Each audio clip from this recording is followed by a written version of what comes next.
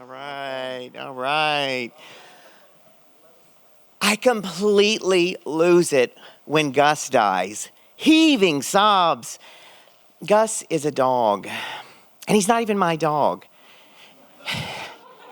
He's my brother Jeffrey's dog, and I'm down in Dallas about 3 years ago visiting Jeffrey, and it's the first time we've seen each other in 5 years after one of our many estrangements, which are because I'm tired of lending him money that I'll never see again, and I'm tired of him blaming me for all of his problems, which I think are largely due to undiagnosed and untreated mental illness and addiction.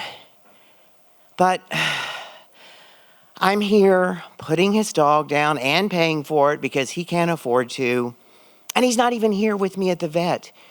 He's at his apartment because he's too weak from the cancer. And that's why I went down there. When I heard about the cancer, I called him and I said, listen, Jeffrey, whatever's gone on between us, let's just put that aside. I'm your brother. I love you. I want to be there for you. So after Gus dies, I cry about all of that. And then the vet comes in there and he says, would you like to keep Gus's ashes for another $200? And I was like, no, what am I going to do with doggy ashes?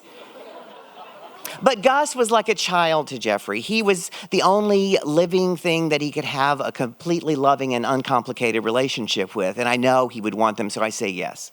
And I go back to Jeffrey's apartment, and I sit next to him on the bed, and I rub his back, and I tell him what happened at the vet. And Jeffrey cries, and I said, I'm going to keep the ashes. And he said, yes, I want those. And remember what to do with mine. And I said, I know you want me to spread them at Mount Greylock in the Berkshires. Jeffrey used to have a house there, and he always wanted to get back there.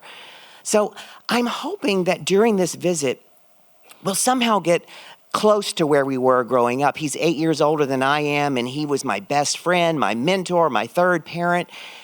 But I just think maybe we can have a come to Jesus moment and lay everything on the table and hash it out, and he's going to finally own up to his stuff, and I'm going to finally forgive him. So while I'm there, I take him to his chemo treatments, and I buy stuff he needs for the apartment, but mostly we just sit in the bed and we watch movies together.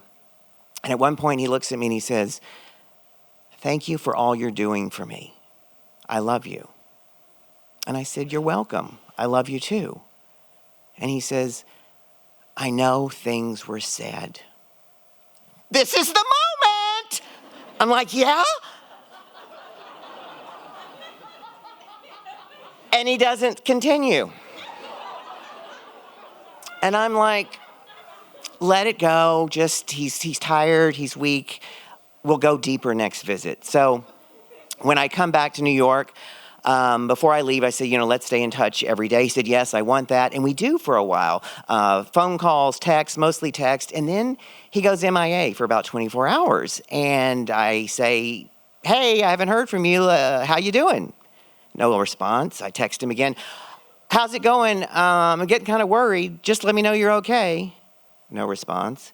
Hey, if I don't hear from you soon, I'm calling 911. I don't hear from him. I call 911. The cops call me and they say, we went to your brother's place. He's there. He's okay. And he's really mad at you for calling us. And I'm furious. And I'm like, how did I fall for it? It's the same pattern. After a period of estrangement, we reconnect, usually when he needs something from me, and he takes me to the edge of the cliff with him. And then once he gets what he wants, he deserts me. And I start to text, and I say, you can forget about your ashes spread over Mount Greylock. They're going to go in the dumpster behind that shitty apartment complex of yours. And then I stop, and I delete. And then I just send a picture of a burning bridge.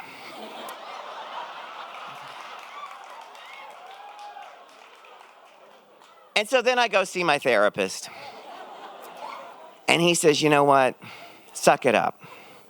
He may not have that much more time. And so I listen to him and I just start texting Jeffrey as if nothing happened. How you doing? How's it going? And sometimes he responds and sometimes he doesn't, but we never regain the momentum of that visit.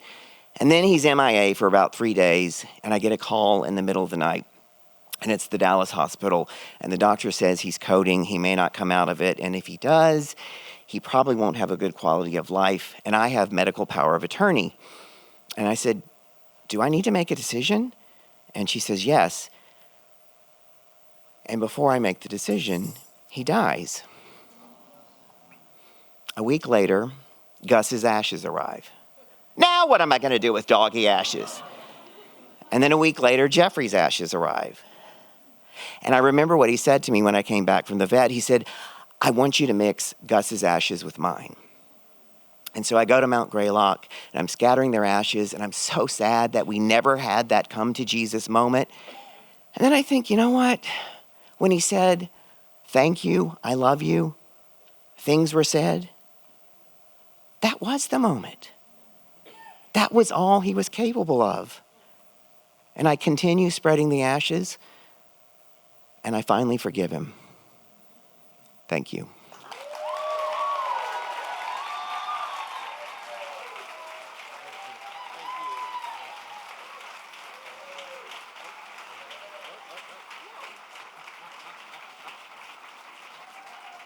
That's Jamie, everybody. Give it up. Beautiful.